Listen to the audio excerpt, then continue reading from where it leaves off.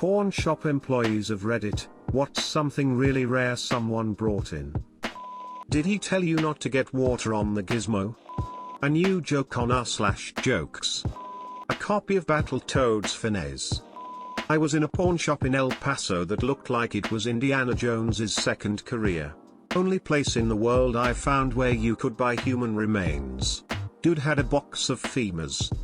That place was clearly stocked by looting old ghost towns. Gold teeth, ancient jewelry, old stained glass church windows. And a human finger in a box that was purportedly Pancho Villa's trigger finger. It probably was not Poncho's, notwithstanding the $9,000 asking price, but it was a human finger. I work in a second-hand charity shop. Someone brought in a 19th century history book about the Russian Empire. The year 1872 was handwritten inside, as the date it was gifted to a local library.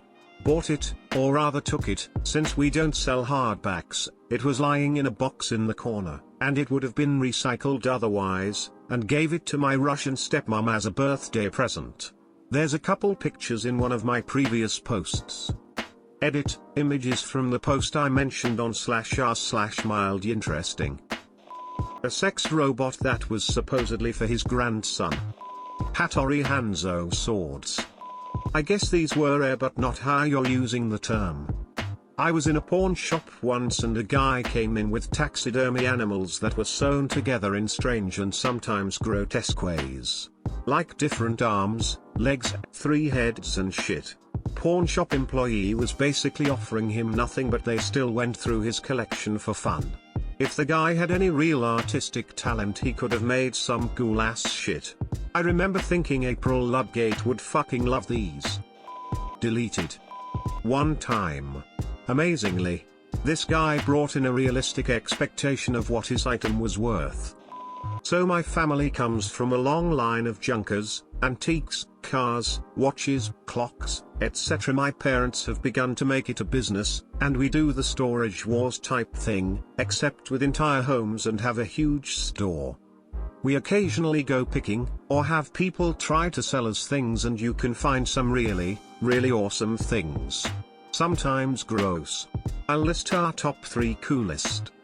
And #X200p. 1. Historical items, like swords and newspapers from Watergate, or Civil War. 2. Pinball machines, and the good ones like King Kong, Aladdin's Castle. 3. Cars. Muscle cars, and we came across an original Model T. If you just want the rarest, it is always art, clocks, or glassware. People don't really use fancy glassware anymore, but old women love it. Lol. Pawn, picking, wholesale, antique, and vintage are things I advise people to try at least once in your life. Auctions are the easiest to get to, but it gives you this amazing insight into how people live. Sometimes it's really gross, but other times you run across lost history, or find out things in your community that nobody will ever know. The best part is that you can make money doing it. 1879cc Morgan silver dollar in mint condition. I'm not a pawn shop employee, I'm the guy that made a 200-fold profit on one because the pawn shop owner did shoddy research. Sold it to my dad and me for $30, it was worth $6,200. Kinda semi-related, on the first or second season of Comic Book Men, for the unfamiliar, Kevin Smith owns a comic book shop and they buy and sell normal stuff but also really rare stuff, and it's an AMC TV show. This guy brings in a book they started geeking out on. It was an original Star Trek book which was all diagrams and schematics of the original Enterprise, printed contemporaneously. I happened to have bought this book a year or 2 earlier from a sidewalk spread in San Francisco for $1 or $2 and started getting very excited, because these sorts of encounters on the show normally end with $. And after they geek out on it for a while, they said it was basically worthless. My husband used to work at EZ Porn. So I asked him. Apparently someone brought in a copy of Earthbound for the NES, and they only got $4 for it. He wanted to set it aside, but someone else bought it before he could get his hands on it. Cousin's story. A penny from 1793. They paid something and that was the change. She was an old woman, let me keep the change. $4.21. I started flipping the penny for fun, then I noticed. It was from 1793. I now have something worth a fuck ton in my closet. My dad's uncle owned a pawn/thrift shop which I worked at for about 1 or 2 weeks a month in the summer of 2013. One Saturday a guy who looked to be in his mid-50s to early 60s brought in this axe-looking thing which had turned out to be a real Native American tool. I couldn't tell you where it was from, but my dad's uncle was very knowledgeable about old stone and similar things, but we bought it for around $800 US. He had it up until his death in 2016 but I don't know what became of it afterwards. Battletoads. Self-esteem. Self-esteem. I was a pawnbroker for 3 years.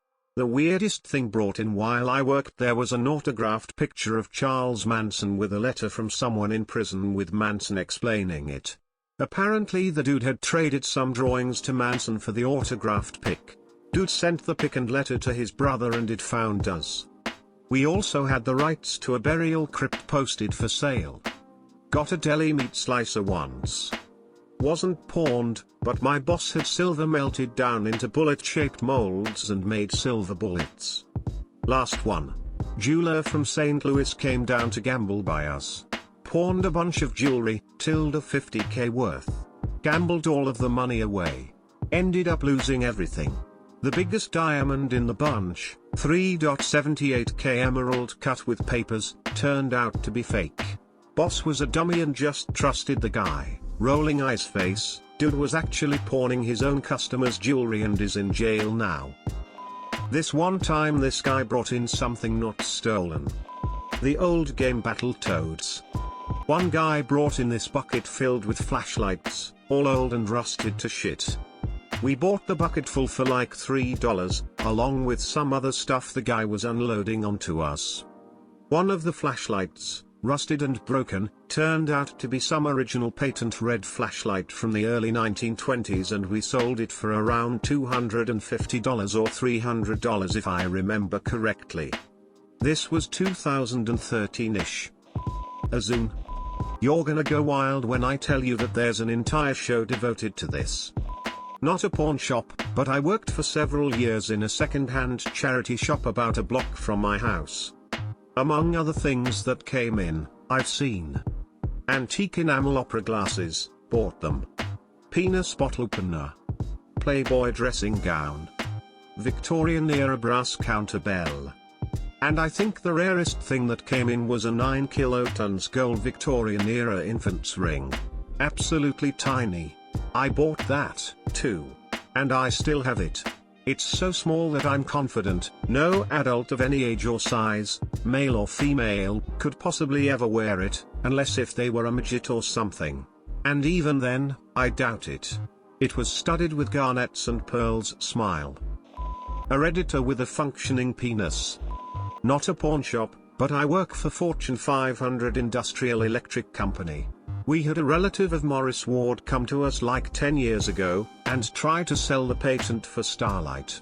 We were highly interested, to say the least. We wanted a demonstration to prove it was real. He wouldn't do it, without compensation. We offered millions. He turned us down. I was amazed. By far the highest offer for a patent we've ever given. We offered a facility, technicians in order to incorporate the material into our products. Make the dream a reality. He did not care.